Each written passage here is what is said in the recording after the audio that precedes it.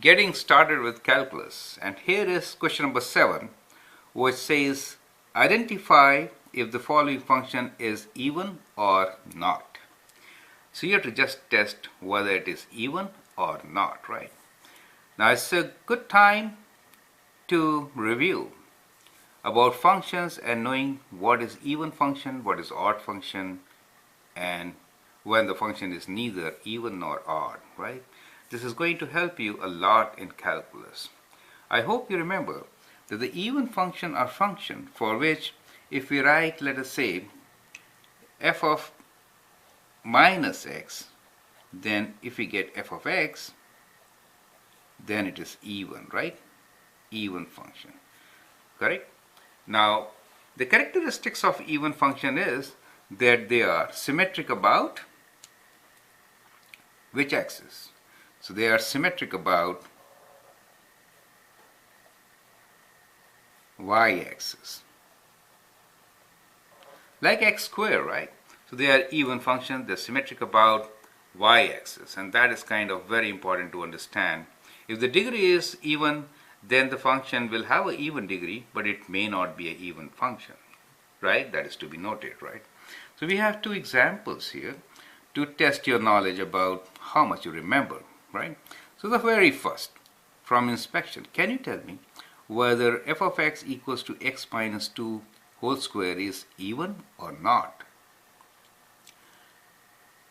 So some of the students I have seen writing this as even, but actually it is not an even function.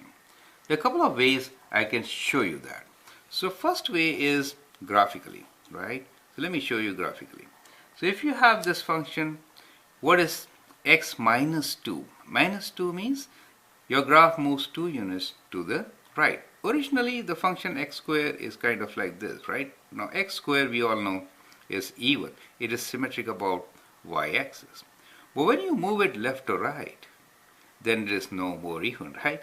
Now if I shift it and if I draw it like this, now it is not symmetric about y-axis.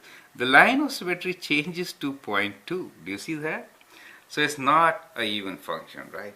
So that is your graphical representation showing that it is not even function. Mathematically, I can show you like this.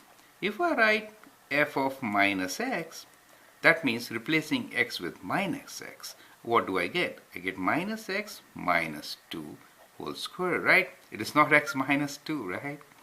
Now, if I factor this minus out, then what do I get?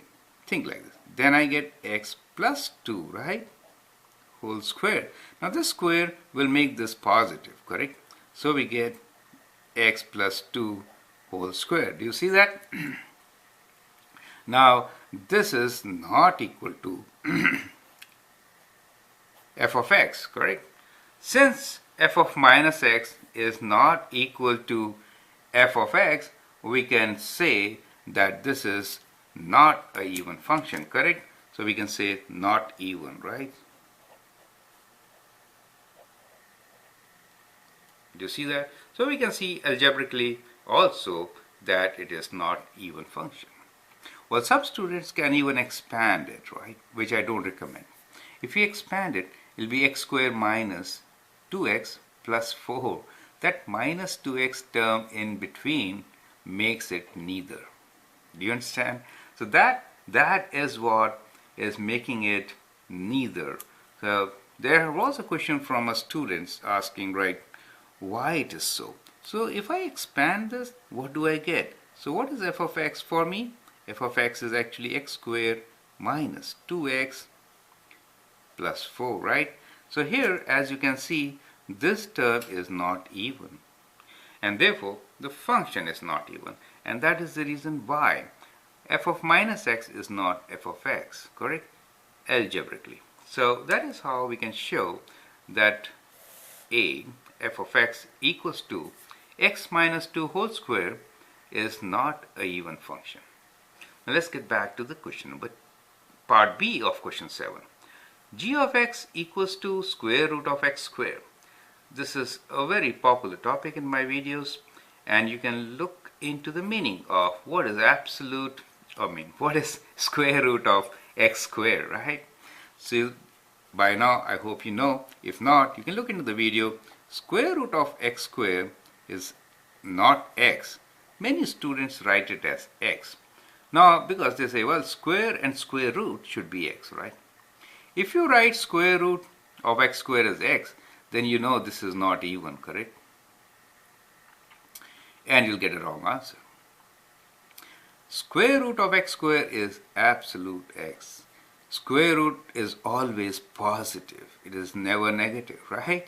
Therefore, square root of x square is absolute x. Now, if you see g of x as absolute x, then you know it's an even function, since g of minus x is equals to absolute of minus x, which is absolute x, and which is equals to g of x. And therefore, this is even. Is that okay?